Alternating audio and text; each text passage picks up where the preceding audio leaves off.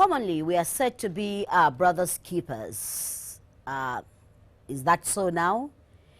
Because nowadays, the vulnerable, mostly women, children, and men, are subject to abuse, rape, incest, forced marriage, slavery, or any other form which may even involve the extraction of organs and tissue. We even hear of women deceived and lured and trafficked to several countries, Libya for example, into very, very horrible situations. The trade in humans, most commonly for the purpose of first labor, sexual slavery, or commercial sexual exploitation, is lucrative for the traffickers or others, but it is not so for the victims. This crime is happening to our posterity. Human trafficking is a crime against the person because of the violation of the victim's personal rights of movement through cohesion and because of their commercial exploitation. According to some statistics that we got from the International Labour Organization, ILO, forced labor, a component of human trafficking, generates an estimated $150 billion in profits per annum as of 2014. Let's go back a bit. In 2012, the ILO estimated that 21 million victims are trapped in modern-day slavery. 14.2 million were exploited for labor, 4.5 million were sexually exploited, and 2.2 million, about 10%, were exploited in state-imposed forced labor. Therefore, human trafficking is said to be one of the fastest growing activities of transnational criminal organizations. Now, what has gone wrong? Even children are not left behind. They are also part of this awful syndicate that is taking place. Now, is it that we really don't care anymore? What exactly is the root cause of human trafficking, particularly in our country? This episode of Bridges brings stakeholders together to get some answers. Welcome to Bridges. We're still building a sustainable society, and I'm still Mujima Konjola. And on the panel today to start off the conversation is the Director General of NAPTIP, Julie Oka-Donley, who is appearing on Bridges for the first time. And congratulations on your appointment. Thank you. And how would you describe the state of human trafficking, putting the Nigerian flavor into it, if it's a flavor after all? Well, human trafficking in Nigeria has become very rampant across the states in Nigeria and even beyond Nigeria. It's become very worrisome to everybody. It's not just a national problem, it's also an international problem, because when people talk about trafficking, they only think of the external trafficking that's outside the country. But we have a lot of trafficking going on even within Nigeria from state to state. You can traffic someone from Lagos to Ibadan, from Ibadan to any other state within. It's a very common problem. Yeah. Common in the sense that well, those who are trafficked, do they know that they are being trafficked, or is it voluntary? Or what are they saying? What are you getting in NAPTIP? Most of the time, they don't even know they are being trafficked. They are deceived into thinking they are going to give them some jobs or something. Sometimes they are even abducted. Yes. Sometimes there are different kinds of trafficking. There's what we call the debt bondage. Someone may be owing, maybe a father is owing some other person, maybe some money, and he says, okay, take my daughter, and that's a form of trafficking in exchange for the debt. There are different forms of trafficking. Children are being trafficked in the sense that they don't even pay for their labor. In the first place, you're not even supposed to. A child that is under 12 is not supposed to be working for you. So already, that is the problem. And a child who is under 18 must go to school. It's just the law. Ma'am, just take us back a bit. You said no state is spared in terms of trafficking. Yeah. Who are the people involved? That's a big question. You know, you cannot really pinpoint those that are involved when it comes to trafficking. It's a chain of people involved, you know, from state to state, from country to country. Because, you know, if for you to take, for example, I'll give you an example. If they are taking children from maybe Benue State to Lagos, of course they already have a group in Benue, you know, which is like the source state, and then they are transferring these children to the destination state, maybe Lagos. So there's a taker and there's a receiver, if I may use that word, you know. So I mean, you cannot really tell, you know, those that are involved in trafficking, of course, except, you know, when our officers clamp down on them, and then we begin to investigate and pick up the traffickers. Are you getting more in terms of, are you getting more traffickers? I mean the people involved in it, the perpetrators themselves. Are you able now to like pin them down? Is it something that you're doing that, because so much of human trafficking is in the news? Oh yes, oh yes. Most of the time, when we rescue victims, we also are able to arrest the perpetrators most of the time. And what happens to them, the perpetrators? Oh, we take them to court. We prosecute them. Yeah, as a matter of fact, last week we got a conviction in Ibadan. That's yes, and the man was sentenced to 5 years imprisonment. Fantastic. Yes. Fantastic. So we have a serious problem here, and that is in country now. Let's look at those that are exploited outside, those that they are taken outside the country. Wow.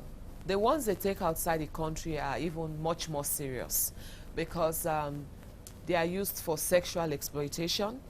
The girls, as soon as they get abroad, they seize their passports from them and they start working. And you know, they work and they don't see their money. Someone else takes the money. Whoever takes them down there feels that the prostitutes, that because that's what they do, prostitution, they are owing them. So they work for them, collect the monies from them, they treat them badly, they are raped, they are battered, they are abused. But it's even gone beyond sexual exploitation. Now we have the sale of organs, and people prefer this new dimension, this new trade of sale of organs, because I mean, why would a girl work for like maybe 3 or 4 years to get maybe 100 to 200,000 US dollars when you can get $400,000 at a go? All they need to do, no, they just kill you and take off your organs and sell them. It's as simple as that. So why would you wait for 4 years? You know. So I mean, this is mind-boggling, because when you look at the way, do they take them to hospitals? Have you been able to trace what they do with them, how they remove their organs? Oh, you know, these traffickers are so evil. They have holding places where they keep these victims. They just lace, if they are kind enough, they lace their drinks, put them to sleep, and start working on them. But the evil, mean ones actually start working on these girls when they are alive. That is what they do. They are that mean. They even, if you go online, you'll see all sorts of evil videos that they post. So it means someone is actually recording these evil acts going on, and they send it all over the world for people to see that this is real. That's what's going on. In spite of all that, people still subject themselves to be trafficked. Yeah, you know, I don't know. Nigerians are, most of the time, they're in denial. They say it's not my portion. So whose portion is it? You know, you just have to, you know, take precautions and don't take chances. That is why we keep telling people, when all these fake agencies start giving you promises of better life, oh, I'll take you to America to be a good model, I'll take you to go and play football. We have these fake football academies. We have all these fake travel agencies now who package people and tell them, oh, I'm going to take you to Saudi Arabia to get a job. What job? If there are jobs, why can't he take his family members? Why is he looking for people to take to Saudi Arabia and Oman and all these other countries for jobs? So you should first, it should also always, you know, send a red flag to you. And if you're in doubt, please call NAPTIP. Whenever you're in doubt, when people offer you all these fake, juicy jobs all over the world, please contact NAPTIP or the nearest security agency, because we work together to confirm before you can rush out of the country. Yeah, we'll have a NAPTIP address there and the telephone numbers, rolling on your screen so that you can take care of that. Now, DG, let's move to the audience, because I know that this is a pathetic story, and sometimes I can't imagine, ripping one through, for organs, and these are some of the dangers that people are exposed to. Yes, on the audience, I know that you're eager to come in. Let's hear from you. Yes, Imam, please, let's start with you. Well, this is a very strange and very dangerous trend that we are seeing. This thing, all in all, very, very ungodly and inhuman. Let me pick it from the Islamic teaching. It is very wrong to sell something that you don't know. You don't deceive people to sell, even in marriage. On a lighter mode, a woman does not put wig on her head to go and meet the husband she wants to marry, so that the husband thinks that that woman has that hair and she doesn't have it. In Islam, it is wrong. As simple as that. Wow. So if you now want to do business, in Islam, you don't do business you have not seen. You don't sell pregnancy of a particular animal that it has not delivered. You don't sell fruit that is not seen. If Islam controls to that level, you want to go and do a work that you don't know, this is wrong, this is inhuman, and this is ungodly. And also, when somebody works for you, a sweat, before the sweat dries up, you must pay such a person back. If you now carry people out, or you carry them here, and you treat them this, definitely punishment is waiting for you. Even when you have a slave at home, in Islam used tactics to remove slavery from the life of everybody. That the moment you get a slave, you must give him or her the kind of food you eat. You must clothe him or her the kind of good food you give your children. You must also equity. That is, you don't. He's trying to use system to eradicate slavery completely, because without mentioning that person. If your children go to school, they must go to school. Okay. My name is Andrew Derek Idenyi. I'm a child trafficking and activist. Well, this is very unfortunate, but the good thing is that it is beginning to come to the front already, and it's an issue that NAPTIP have taken up, and they are ready to attack it head on. So I think it's in a very good light. In our own capacity, we have tried at several points, but this is really a modern day slavery, exploitation, forced labor that people are coerced and deceived into, transferred from place to place. Share some experience with us. Some of the for instance, I know of people shipping girls from Abia to Warri to Lagos, for all this forced labor and all that. Whatever the reasons are, whatever it is that they're telling the parents, we don't know, but they get them there. You get into these homes, you get raped by the husbands, you get raped by maybe the eldest sons and all that. Then you hear some cases of suicide because the girl doesn't have anything to do anymore. And the only alternative she had is just to maybe commit suicide. So I think the problem is we need to look very strongly at tackling hunger and poverty.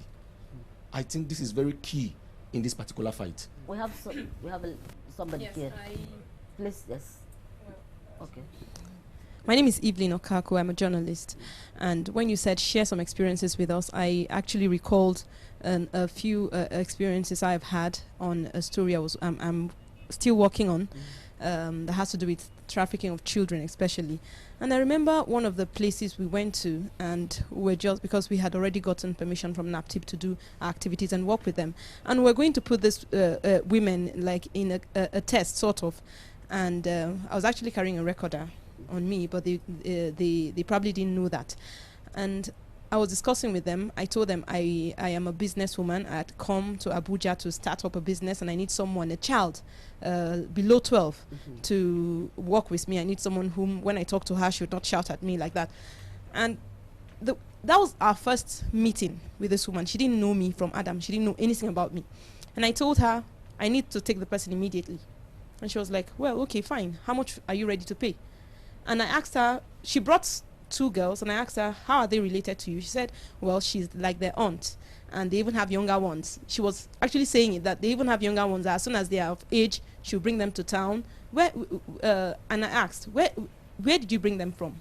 She was a bit hesitant. She didn't want to say exactly where she had brought them from. But the long and short of it was that at our first meeting, she was ready to give out these girls for as low as 600 naira per week.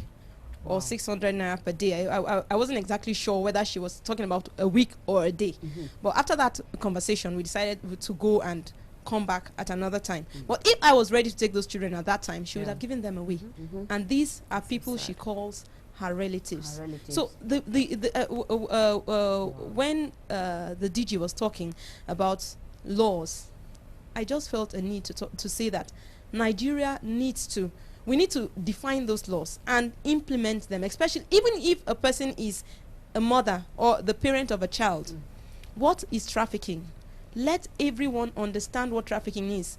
How much right you have even over your own child, what you can do with your child. You don't just give birth to a child and wait for that child to get to become strong enough to go on errands, and the next thing you're thinking of doing is taking that child from one place to another. I've written a case, I'm sure, yes, NAPTIP even worked on it. I think the suspects were later convicted about a young lady who was bathed with hot water. Her breast was even, she even secured injury on her breast. Just because the person she's staying with, yes, just got her from someone and she was working as a house help. You just cannot tell what these people go through, what these children go through, where they go. And in most cases, they even end up where they are unable to trace their actual origin. So it's really that bad. Yes. So I was talking. Okay. Yes, I was talking about DG. I from the contribution that we made here, some of the panelists have spoken about issues of poverty. And so the next thing that comes to my mind is to ask you, how much support are you getting from the governors? Because a child is first of all from one community in one local government that automatically, and in a state that qualifies that child to be addressed as a Nigerian. So how much support are you getting from the governors by way of alleviating issues arising from poverty, which some of us believe are excuses and not reasons for trafficking? Because Nigeria is not the poorest country, and even animals protect their own. So why should we, for the excuse of poverty, traffic our own children? Husband traffic wives. We had such reports, and which actually we followed from the website of your agency. The next question is to the destination countries. I mean, for those who are trafficked outside the shores of this country. Like, I know that countries like France, Iceland, Norway, and Sweden, the Nordic model, they've adopted the Nordic model. The Nordic model is the model that targets buyers of sex, which means when none is buying, none will sell. Is there a mechanism to push up that campaign for more countries to adopt it? Because in those countries, statistics have shown, actually from release also from the website in your NAPTIP website, that Nigerian girls are not in those countries, and they have fewer girls being prostituted in those countries. What is NAPTIP doing in those areas? I just want to know. Thank you. I want the DG to answer the question before we come back to the audience. Yes. The first question was, or do you get support from do we get support from the governors? Yes. So far, I just started a tour going on my state tours, and I was able to see Governor Godwin Obaseki of Edo State, who promised to support NAPTIP in terms of rehabilitating every returnee that comes from Edo State. That's a good one. Yes, he's going to send them to school, and he promised to do that. So I expect all the other governors to replicate the same, and this is the same idea I'm going to sell to every other governor I meet, and I'm sure they will definitely buy into that. Then the other question? The European countries, are you making them to understand that there is need for them to... Do we have a bilateral where you can speak to particularly some of these countries outside the shores of Nigeria, where some of our people are Yes, being of course, we yes. do have such bilateral agreements within countries that are endemic in terms of trafficking, and we work together with their agencies as well. Their security agencies work together with NAPTIP, and then we're getting good results. Okay, right. Yes, please. Okay. Trafficking in persons is at an alarming rate in Nigeria especially. In Nigeria alone, 750,000 to 1 million people are trafficked. 75% are trafficked within the states, 23%, 75% across the states, 23% within the states, and 2% internationally. One issue we need to look at here is security. Security challenges are making women and children vulnerable to trafficking. When there is hunger and poverty in the IDP camps and areas where there are security challenges, they are compelled to look for greener pastures where they can at least afford to eat. So we need to address security challenges so that our people are not vulnerable to trafficking, especially in the IDP camps. How are we monitoring our borders? Well, you know, the job of monitoring the borders is strictly that of the Nigerian Immigration Services. Yes. But that is not to say that NAPTIP does not collaborate with the agency. We collaborate with the Nigerian Immigration Services, and I think they are doing quite a good job, because they are the ones who stop some of these traffickers from carrying these victims out. They arrest a lot of them and bring them back to NAPTIP. So far, so good. Yes, I know they can improve on it, but they're doing what they have to do. Yes, in terms of prosecuting them, how long does it take? Do we need to speak to, appeal to the courts so that they can expedite action to ensure that, people that have been caught as, serve as deterrent to others? You've taken the words out of my mouth. We really need to talk to the judges to expedite action, because sometimes it takes so many years, to try these cases, and it's very frustrating, even for the victims who have been so traumatized, to see evil people just going free, so to speak. And at the end of the day, when we finally get conviction, some of them are not even satisfied with the number of years given to these evil traffickers. So I think the judges need to help us to do more, and in that regards we're going to be having talks with them as well on this. So we're going to be building the bridge, right? Yes, we will. Yes, okay, to accelerate action. Yes, please. Personally, I know that not much is being done by the states to stop trafficking. So we need to wake the states up. We need to wake them up. The local government chairmen must see this as their own fight. They must do everything to reduce poverty. They must do everything to ensure that people are happy in their states. Now, how do we even get this thing, or this gospel, so to speak, to the grassroots? It takes awareness creation. How are you creating more awareness? Well, we've started already. Every Thursday across the 9 zonal commands, we go out to create awareness. Some go to schools, some go to churches, some go to mosques, everywhere. We go to the local government chairman, we go to community leaders, youth corps, and all of that. And going forward is just awareness all the way. We're engaging everybody. All stakeholders are going to be engaged. Local government chairmen, imams, pastors, everybody you can think of will be engaged. Every single stakeholder, even parents have a role to play as well. Everyone will be engaged. Yes, sir. Thank you, ma'am. My name is Abdurrahim, a lawyer by profession. I want to really commend the DG of NAPTIP for the work she's doing in her agency. It's not really an easy job. It's a Herculean job. And I, just like my other contributors have said, we all have to join hands together to ensure that she succeeds in her job. I'll talk from the legal perspective, so to say. The traffickers are actually, a cartel, like the DG mentioned. So they operate from a very high pedestal, and the crime of human trafficking is clandestine in nature. That's why experts have to be in the field to do the job. But it is an all stakeholders issue, because those who are really enlightened, or educated, are supposed to be the leading group, particularly the lawyers. Because when these cases are taken to court, it is lawyers who come to defend these people, the criminal, the traffickers. And some of the lawyers really don't understand the real issue at stake. And some of them actually try to defend these people blindly. Thank you. Shout it out. Yeah. Yes, you said your awareness will be in July. On the 27th of July this year, we're going to launch a massive awareness campaign. And going forward, we're going to have it in every single state of the Federation, every local government area So you're going to be translating into local languages, Yes, so that yes. everybody is brought together to ensure that they understand this inhuman, very very inhuman actions to ourselves. Well, I'm afraid our time is here. Like always, we don't have enough time on bridges, but we keep building this bridge so that we can contain illegal human trafficking. I don't even think it's legal in any way. Yeah, to traffic. Evil. Yes, it's evil. That's it. That's the conclusion here. It is evil.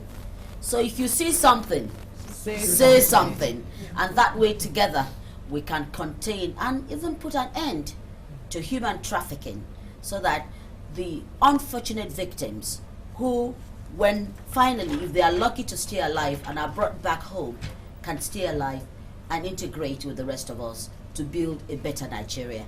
Thanks for watching.